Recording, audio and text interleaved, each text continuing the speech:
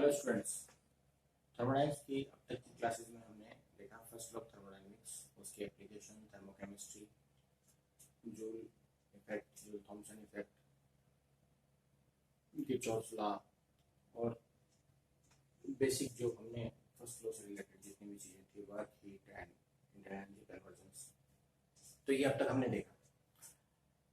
लेकिन first law of thermodynamics कुछ चीज़ों पर मौन है, कुछ बातों की जानकारी फर्स्ट लॉ ऑफ थर्मोडायनेमिक्स नहीं देता। तो हमें जरूरत पड़ती है second law of thermodynamics. Second law of thermodynamics क्या नहीं देता? फर्स्ट लॉ ऑफ थर्मोडायनेमिक्स कार्य और ऊष्मा के बीच में संबंध बताता है, लेकिन उसकी दिशा की जानकारी नहीं देता। यानी कि ये ऐसे समझे आप कि अगर आपने आइसोलेटेड सिस्टम रखा, सिस्टम कैसा है? आइसोलेटेड है, तो हमने ये पढ़ा कि इंटरनल एनर्जी इक्वल्स टू या minus delta E equals to W, मतलब इंटरनल एनर्जी की खर्च पे कार्य होगा। लेकिन क्या ये कार्य स्वतः होगा? क्या ये कार्य स्वतः होगा? स्पॉन्टेनियस होगा? स्पॉन्टेनियस होगा क्या ये बताता है फर्स्ट लॉ ऑफ थर्मोडायनेमिक्स? इसके बारे में नहीं बताता। फर्स्ट लॉ ऑफ थर्मोडायनेमिक्स ये तो बताता है कि ऊर्जा को एक रूप से दूसरे रूप में परिवर्तित किया जाता है, लेकिन वास्तविकता यह है कि ऊष्मा को कार्य में पूर्णतः परिवर्तित नहीं किया जा सकता। जितनी आप हीट देते हैं उतनी आपको वर्क मिले, ये संभव नहीं है। ये first law of thermodynamics, first law of thermodynamics इन सब चीजों पे मौन है। तो फर्स्ट लॉ ऑफ थर्मोडायनेमिक्स हमें बेसिक ये जानकारी तो देता है कि ऊर्जा को उत्पन्न या नष्ट नहीं किया जा सकता, एनर्जी एक फॉर्म से दूसरी फॉर्म में कन्वर्ट होती है। लेकिन क्या सभी तरह की एनर्जी कंप्लीटली एक दूसरी एनर्जी में कन्वर्ट हो सकती है? ये फर्स्ट लॉ ऑफ थर्मोडायनेमिक्स नहीं बताता। ऐसे ही कोई केमिकल रिएक्शन है तो उस केमिकल रिएक्शन का स्पॉन्टेनियस होना या नहीं होना, ये फर्स्ट लॉ ऑफ थर्मोडायनेमिक्स नहीं बताता। वो ये तो बताता है कि रासायनिक ऊर्जा को अन्य ऊर्जा में, ऊष्मा ऊर्जा में, ऊष्माक्षेपी हो सकती है, ऊष्माशोषी होती है, अन्य ऊर्जाओं में परिवर्तित किया जा सकता है, या ऊष्मा की वजह से किसी रासायनिक अभिक्रिया को रासायनिक ऊर्जा में परिवर्तित किया जा सकता है। लेकिन क्या ये कंप्लीट कन्वर्जन होगा, इसके बारे में, और क्या ये स्पॉन्टेनियस होगा, इसके बारे में फर्स्ट लॉ ऑफ थर्मोडायनेमिक्स मौन है। वो इसके बारे में कोई इंफॉर्मेशन नहीं देता। तो फर्स्ट लॉ ऑफ थर्मोडायनेमिक्स को हम ये नहीं कह सकते कि फर्स्ट लॉ ऑफ थर्मोडायनेमिक्स गलत है। एम्पेरिकली दैट इज परफेक्ट, वो अपनी जगह सही है, बट जो इसमें एक छोटा सा करेक्शन रिक्वायर्ड है कि हीट से वर्क जो है कंप्लीटली गेन नहीं होता, तो वो लॉस कहाँ से आया और क्या है, तो उसके लिए जो प्रपोज किया गया वो किया गया सेकेंड लॉ ऑफ थर्मोडायनेमिक्स। तो सेकेंड लॉ ऑफ थर्मोडायनेमिक्स जो है, जो ऊष्मा के प्रवाह की दिशा, स्पेसिफिक ऊष्मा के प्रवाह की दिशा, flow, direction of the flow of heat, उसको फोकस करता है। और मोस्ट इंपोर्टेंटली वो फोकस करता है कि क्या ये प्रोसेस स्पॉन्टेनियस होगा या नहीं होगा। मतलब second law of thermodynamics is the basic for spontaneity. तो स्पॉन्टेनिटी अगर किसी सिस्टम में एग्जिस्ट करती है तो उसको जस्टिफाई करने के लिए आपको सेकेंड लॉ ऑफ थर्मोडायनेमिक्स की नॉलेज होना जरूरी है। तो सेकेंड लॉ ऑफ थर्मोडायनेमिक्स को हम देखें उससे पहले कुछ चीजों पे जैसे हम बात करें कि अगर हायर एल्टीट्यूड पे वाटर है और लोअर एल्टीट्यूड पे उसे लाना है, तो आपको किसी तरह की किसी भी प्रकार की ऊर्जा खर्च करने की आवश्यकता नहीं। ऊंचाई से नीचे की ओर वाटर अपने आप आता है ड्यू टू ग्रेविटेशनल फोर्स, ये ऑटोमेटिक है। लेकिन अगर नीचे से वहीं वापस भेजना है तो then you have to put some energy, आपको कुछ ऊर्जा देनी पड़ेगी। हमारा लाइफ साइकिल है, दैट इज स्पॉन्टेनियस, अपने आप है, बढ़ रहा है। एंड सेकंड थिंग, इरिवर्सिबल, अनुत्क्रमणीय, ऊपर से नीचे पानी का आना स्पॉन्टेनियस है, लेकिन अगर उसको वापस भेजना है, उत्क्रमणीयता संभव है, बट उसके लिए आपको कोई ऊर्जा खर्च करनी पड़ेगी। तो नेचर में बहुत से कार्य, इवन आप ये कह सकते हैं कि कंप्लीट नेचुरल वर्क जितने भी हैं वो यूनिडायरेक्शनल हैं, अनुत्क्रमणीय है, वापस उनका जाना।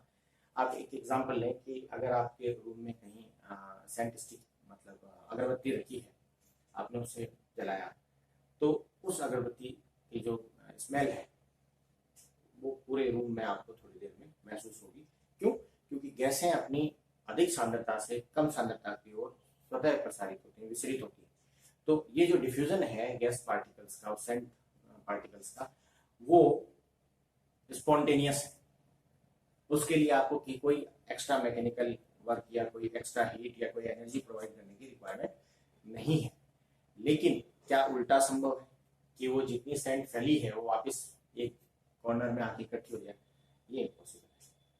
तो जो नेचुरल प्रोसेसेस हैं, जो जैसे आप झिल्ली की बात करते हैं, जो सेमी परमेबल मेम्ब्रेन है, अगर उसके इस तरफ और इस तरफ कंसंट्रेशन डिफरेंस है, मान लो इधर हाई कंसंट्रेशन है, हाई कंसंट्रेशन, और इधर है लो कंसंट्रेशन, तो लो कंसंट्रेशन जहां होगी वहां सॉल्वेंट क्या होगा, सॉल्वेंट की कंसंट्रेशन ज्यादा होगी, और इधर सॉल्वेंट की कंसंट्रेशन क्या होगी, कम होगी। तो सदैव चीजें अपनी हायर कंसंट्रेशन से लो कंसंट्रेशन की ओर स्पॉन्टेनियसली इरिवर्सिबली फ्लो करते हैं, ये अपने आप जाएगा। अब अगर इस प्रोसेस को रिवर्सिबल बनाना है, आपको कंसंट्रेशन इधर सॉल्वेंट की कम और यहीं से अगर सॉल्वेंट निकालना है, then you have to put some energy, extra work, some mechanical work, some energy, some kind of energy you have to put into this system. तो आपको ये काम करवाने के लिए एनर्जी बाहर से देनी पड़ेगी। ये सब चीजें आपको मिलेंगी फर्स्ट लॉ की लिमिटेशंस में कि ये ऐसा क्यों नहीं, और इन्हीं सब चीजों से इवॉल्व होता है सेकंड लॉ ऑफ थर्मोडायनेमिक्स। तो थोड़ा सा हम रिकैप करते हैं। फर्स्ट लॉ ऑफ थर्मोडायनेमिक्स में हमने वर्क पढ़ा, थोड़ा और क्लियर करें। हमने वर्क पढ़ा कि अगर पहले प्रेशर ज्यादा था, बाद में मैंने प्रेशर अप्लाई किया कम, मैंने मतलब प्रेशर रिड्यूस किया, तो जो वॉल्यूम था इनिशियली, मान लो वॉल्यूम ये था V1 और ये हो गया V2, तो क्या होगा, आपको ये वर्क मिलेगा, applied P applied into V2 minus V1, that is work, जिसके लिए एक्सपेंशन की। ऐसे ही हमने पढ़ा कि अगर सराउंडिंग सिस्टम पे वर्क करें, सराउंडिंग सिस्टम पे वर्क करें तो अप्लाइड प्रेशर ज्यादा होगा, आपने एक्स्ट्रा प्रेशर अप्लाई किया, इनिशियली वॉल्यूम था आपका V1 एंड V2, आप यहाँ पहुंच गए, बट फाइनल प्रेशर आपका अप्लाइड इनिशियल प्रेशर P था, फाइनल प्रेशर PA था, तो PA into V2 minus V1, और चूंकि V2 यहाँ जो V2 है यहाँ हम वही रखें, और ये V1 और ये V2, तो हमें ये पता है कि V1 जो है लेस देन V2, सो ये जो क्वांटिटी आएगी ये कैसे आएगी, नेगेटिव आएगी। ना हुआ क्या, सिस्टम ने जब वर्क किया, सिस्टम ने जब वर्क किया इरिवर्सिबली एक इंस्टेंस में, तो आपको इतना वर्क मिला। सिस्टम ने वर्क किया तो बाहर से आपने हीट सप्लाई की होगी, उस हीट की मदद से सिस्टम ने वर्क किया। नाउ अगर उतने ही चेंज के लिए सराउंडिंग को कार्य करना पड़े तो उसे ये एक्स्ट्रा वर्क करना पड़ेगा। अगर सराउंडिंग को कार्य करना पड़े तो आपको ये वाला पोर्शन जो है, ये इतना पोर्शन आपको एक्स्ट्रा करना पड़ेगा, तो दैट इज लॉस। अगर साइक्लिक प्रोसेस हुआ, अगर साइक्लिक प्रोसेस हुआ होता तो हम इसको भी हम थोड़ा सा समझने के लिए P1 P2 कर दें, ये P1 एंड ये P2, यहाँ का प्रेशर P1 है यहाँ, तो मैं डायरेक्ट लिख सकता हूँ। नाउ अगर ये वर्क हो गया कंप्रेशन, अब आप एक चीज देखें कि टोटल वर्क हम जहां थे वहां वापस आ गए। हमने फर्स्ट इंस्टेंस में V2 तक एक्सपेंड किया और सेकंड इंस्टेंस में वापस हमने प्रेशर को P1 प्रेशर बढ़ाया सराउंडिंग की मदद से, और वापस हम कहाँ चले गए V1 पे। तो इनिशियली हम जहां थे वापस वहीं पहुंच गया साइक्लिक प्रोसेस में, लेकिन आप देखेंगे, आप ये नोट करेंगे कि टोटल वर्क आप निकालें, वर्क टोटल, तो क्या आएगा, ये प्लस ये साइन चेंज करो तो यहाँ साइन माइनस का आएगा, तो हो गया P2 minus P1 into V2 minus V1। ये क्या है, P2 minus P1, P2 minus P1 into V2 minus V1। This is extra work done by surrounding. और अगर ये गैस आइडियल है तो डेल्टा ई क्या है, जीरो है, और साइक्लिक प्रोसेस में डेल्टा ई जीरो ही होता है। तो सिस्टम, तो जब डेल्टा ई जीरो होता है तो वर्क इक्वल्स टू क्या है, हीट। वर्क इक्वल्स टू क्या है, हीट। तो ये जो एक्स्ट्रा वर्क है ये किसका है, loss of heat by surrounding. Surrounding में इतनी हीट की क्या आ गई, कमी। हुआ क्या, आपका सिस्टम जहां था इनिशियली वापिस सिस्टम वहीं पहुंच गया, लेकिन क्या पूरा यूनिवर्स बैलेंस्ड है, नहीं है। क्यों नहीं है, क्योंकि आपको ये एक्स्ट्रा वर्क करना पड़ा यहां पहुंचने के लिए। That means this is loss of heat from surrounding. तो सराउंडिंग से इस क्वांटिटी की हीट का लॉस हो गया है। तो ये जो लॉस हुआ ये क्यों हुआ, और ये एक दिशा देता है कि ये सिस्टम ने जब वर्क किया और सिस्टम पर जब वर्क हुआ तो इस पूरे प्रोसेस में कहीं ना कहीं इतनी एनर्जी सिस्टम को एक्स्ट्रा आपको देनी पड़ी, इतनी हीट आपको सिस्टम को, मतलब सिस्टम द्वारा अवशोषित की गई ऊष्मा का मान जो है वो सिस्टम द्वारा उत्सर्जित की गई ऊष्मा से क्या है, अधिक है। तो वर्क तो उतना ही, आपका एक्चुअल जो वर्क है वो तो यही था, बट ये एक्स्ट्रा हीट लॉस है। This extra work is equivalent to heat and this is lost when you come back to your initial position. So this is heat loss. तो आपको काम तो इतना ही मिला, ये लॉस क्यों हुआ, इसकी जानकारी देता है सेकेंड लॉ ऑफ थर्मोडायनेमिक्स। तो second law of thermodynamics is mandatory to complete thermodynamics exchanges between energies, heat to work and work to heat. ये वाइसा वर्सा कंप्लीटली चेंज नहीं होता। इसमें जो चीजत है, इसमें जो लॉस है, उसके बारे में हमें अगर जानना हो, सीखना हो, तो we have to go through second law of thermodynamics. तो सेकंड लॉ ऑफ थर्मोडायनेमिक्स वास्तव में क्या कह रहा है, सेकंड लॉ ऑफ थर्मोडायनेमिक्स ये कह रहा है कि ऊष्मा को पूर्णतः कार्य में परिवर्तित नहीं किया जा सकता। इनिशियल स्टेटमेंट जो अब तक हमने देखा, ये बात समझ में आती है कि सारी की सारी ऊष्मा कार्य में परिवर्तित नहीं होती, वो कुछ ऊष्मा का हाश होता, लॉस होता है, जो यहाँ दिख रहा है हमारे को कि सराउंडिंग ने इतना लॉस किया।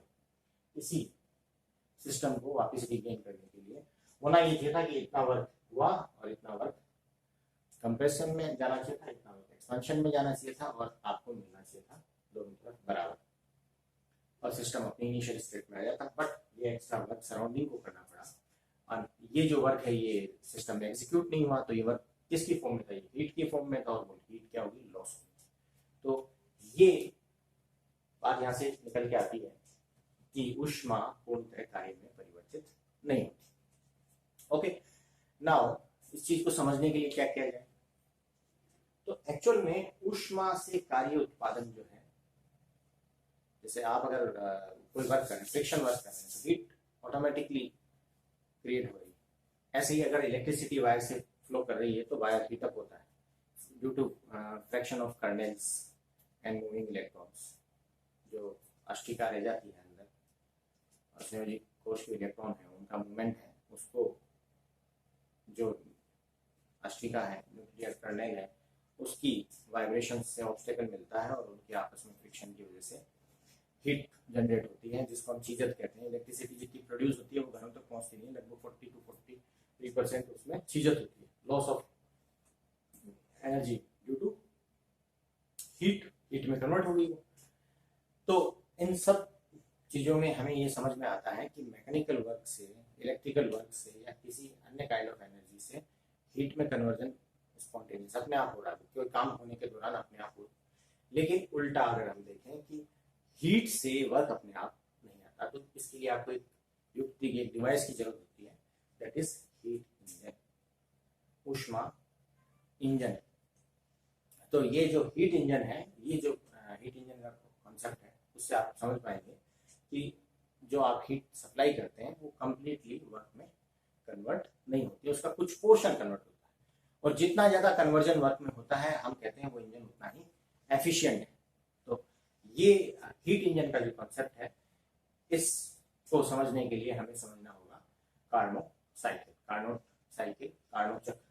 तो जो कार्नोट साइकिल है वो एक साइक्लिक प्रोसेस है। आप जहाँ थे, जैसे अभी हमने देखा, आप जहाँ थे वहीं वापस आएंगे, आप एडियाबैटिक और आइसोथर्मल एक्सपेंशन कंप्रेशन करेंगे और लास्ट में आप देखेंगे कि कितनी हीट यूज हुई और कितना वर्क जनरेट हुआ। तो कार्नोट साइकिल को हम डिटेल में